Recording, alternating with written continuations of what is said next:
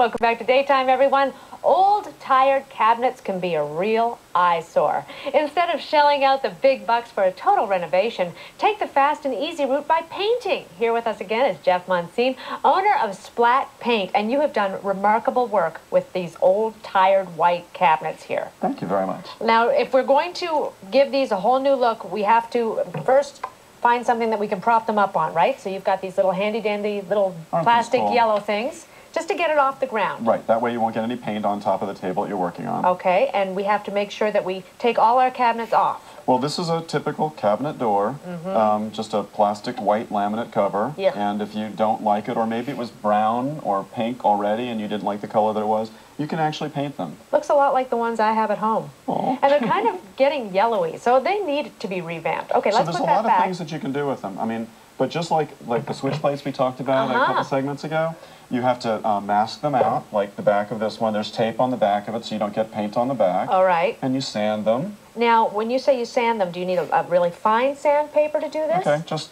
regular sandpaper. Just regular, and do you really have to put a lot of elbow grease into it? No, not at all. You just need to make sure that they're clean and just a little bit of tooth. And when you say clean, you mean we have to get rid of all the grease and any kind of dirt that maybe not even is visible to the eye. Exactly. So what do you use for that? You can use a degreaser like TSP. Okay. And just kind of, wash them and then rinse them afterwards to make sure you get all the degreaser off. And make sure they're totally dry. Absolutely. And you do your little sanding. That's right. And you wipe it down. That's right. And then what? And then you can put a primer on it. Now, there are all kinds of paints that are out there. There are paints that are made specifically for Formica cabinets or countertops, and you can just paint them on without any kind of primer. Is that right? Wow, take away another step. I like that. The only thing is that some of those are really volatile and they're just, kind of... Nasty? They're kind of nasty, so okay. We tend to like to use water-based products, so we use water-based primers and water-based paint, and that seems to do a really good job. Do the extra step. Now this is paint, and it looks like an old French kitchen kind of effect that you've done here.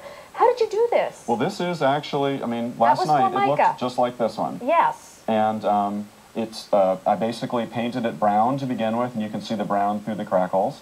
And then did a little bit of a crackle on top of it, put some paint on top of it, glazed it. There's a little bit of a stencil. This is a very detailed process, but you would never know this was a plastic laminate cabinet. And that just goes to show that, anything can be made to look, rich and wonderful. Beautiful. Now, this was just a white cabinet as well, and you've given it a little gold leaf. A little bit of gold leaf. You can see some reflectivity in the middle and around the edges. And then you go into the kids' room. Wouldn't that be fun in a little girl's bedroom or bathroom? Sorry. That's easy.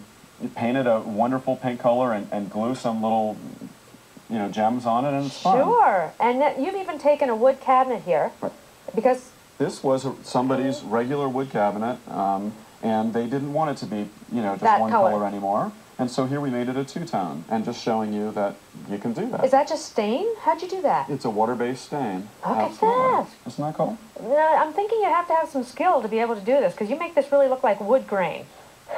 Well, it's just like the light switches that we did before. It takes a little bit of practice, but I masked out. You can see, because I wanted this wood to look like it was going in this direction, and this wood to go in that direction. Beautiful. And this one, it's a really fun one. I'd say leave this up to the professionals. How'd you do that? This actually was a real wood cabinet, and we masked out the center and sort of sponged on red over black. And there's a stencil in here and lots of color, and this could be on a piece of furniture that was, really plain and boring. Beautiful. Or the whole entire kitchen. Magic with paint. Jeff, thank you very much. My pleasure. And, of course, join us next week when we see what Jeff can do with paint and some more stencils. Sam, over to you. Cindy, it seems like Hollywood has ended